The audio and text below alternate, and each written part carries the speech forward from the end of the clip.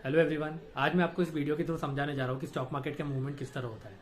और इसके लिए मैं किसी भी तरह की टेक्निकल लैंग्वेज या टेक्निकल एग्जांपल का यूज नहीं करूंगा। इसके लिए मैं आपको एक सिंपल, सरल और लेमैन एग्जांपल के साथ समझाऊंगा कि स्टॉक मार्केट का जो मूवमेंट है वो किस तरह होता है।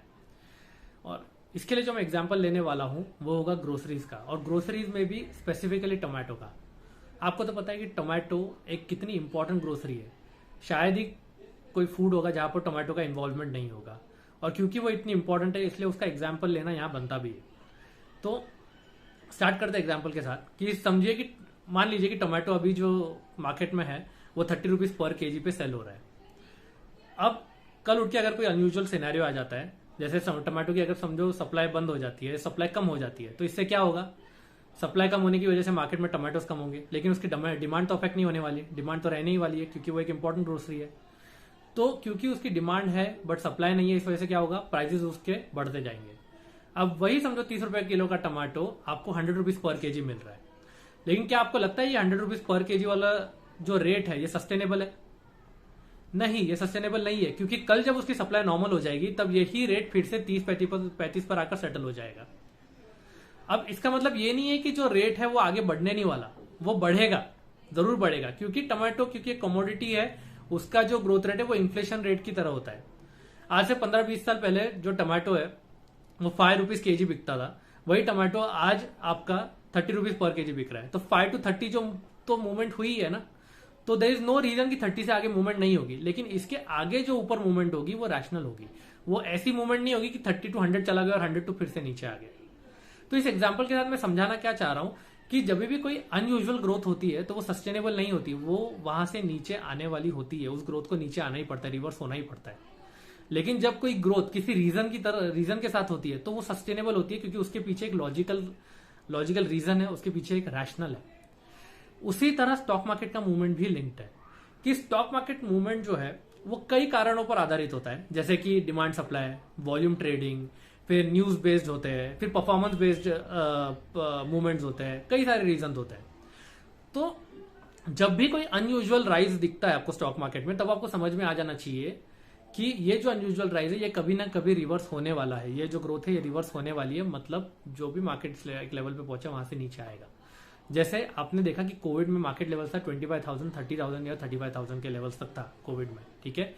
लेकिन जैसे ही कोविड के रेस्ट्रिक्शन ढीले पड़ने लग गए, आपने देखा मार्केट ने जंप करना शुरू कर दिया, 45,000, 50,000 और 60,000 तक पहुंच गया। अब 60,000 तक पहुंचने जैसा कोई रीजन ही नहीं था, क्योंकि कोविड के सिर्फ रेस्ट्रिक्शन हटे थे न, और वो भी पूरी तरह नहीं हटे थे। मतलब रेवेन्यूज अभी तक आना शुरू नहीं हुए थे।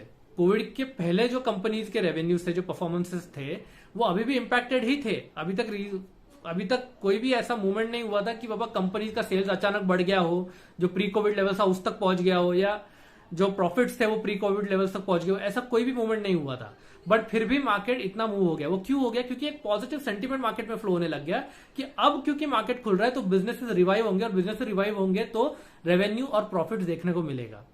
इसी चक्कर में मार्केट इतना जंप कर गया। लेकिन जैसे मैंने अभी आपको टोमेटो का एग्जांपल दिया कि जब भी कोई अनयूजुअल ग्रोथ होती है तो उस ग्रोथ को कभी ना कभी रिवर्स होना ही होता है, और वही अभी हो रहा है। अभी मार्केट का जो अनयूजुअल ग्रोथ हुआ था उसका रिवर्सल पैटर्न चल रहा है।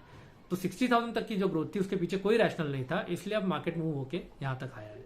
हाँ, मार्केट कभी भी बिना किसी रीजन के मूव नहीं होता, उसको कोई ना कोई बहाना चाहिए होता है, चाहे वो बहाना टेक्निकल हो या नॉन टेक्निकल हो।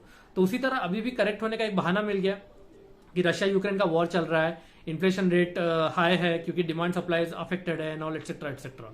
तो इस बहाने को लेकर वो अपने करेक्ट प्राइस पर मार्केट आ रहा है। अब इसका मतलब ये नहीं है कि अब वो नीचे आ रहा है तो इसका मतलब ऊपर नहीं जाएगा, वो जरूर इससे ऊपर जाएगा, लेकिन अब वो कुछ रैशनल्स के साथ जाएगा।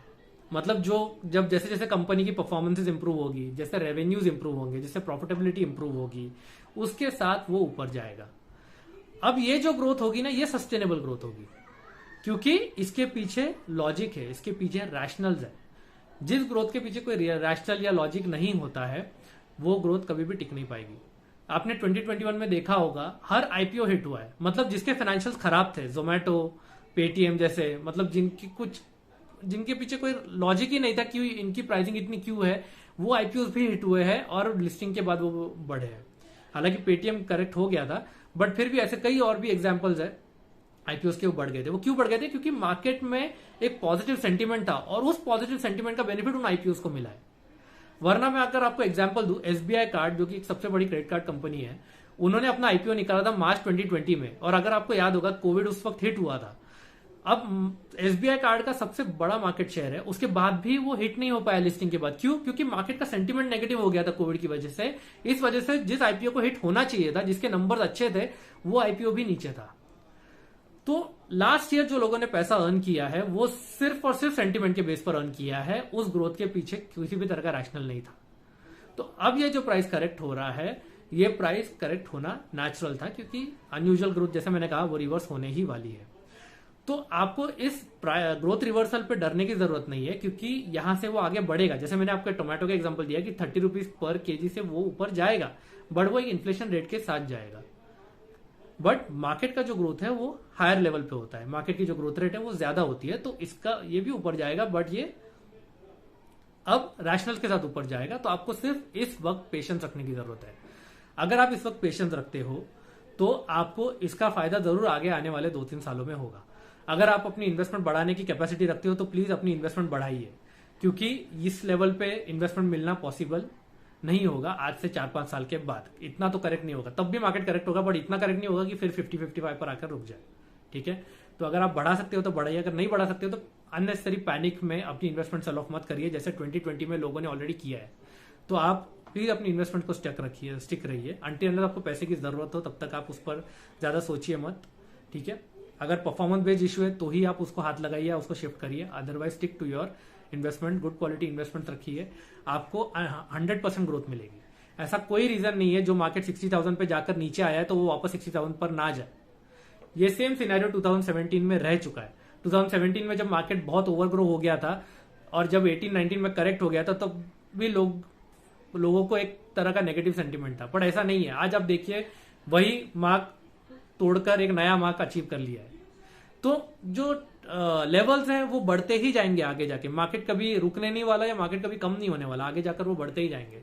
जो सेंसेक्स 100 पॉइंट से शुरू हुआ था आज वो 54,000 पे है, तो कुछ कितना ही वर्स्ट सिनेरियो हो जाए वो वापस तो 40-35 पे तो नहीं आएगा ना, वापस 100 पे तो नहीं चला जाएगा, राइट। तो इस बात को ध्यान में रखते हुए आप पेशेंस रखिए, आप अपने इमोशंस को कंट्रोल रखिए। ज्यादातर जो हमारा नुकसान होता है ऐसे वोलेटाइल मार्केट में वो इसीलिए होता है क्योंकि हम हमारे इमोशंस को कंट्रोल में नहीं रख पाते।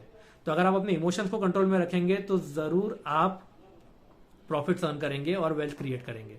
आपको सिर्फ जरूरत है पेशेंस रखने की, और अपनी जो इन्वेस्टमेंट चल रही है स्पेशली एसआईपी के थ्रू उसको आप कंटिन्यू रखिए, क्योंकि एसआईपी अलग अलग मार्केट में इन्वेस्ट होती है, तो इससे आपको अपने अलग अलग प्राइस लेवल्स का बेनिफिट मिलेगा और आपकी जो इन्वेस्टमेंट्स है वो अलग अलग प्राइसेस पर स्प्रेड होगी as compare to your lump sum investments.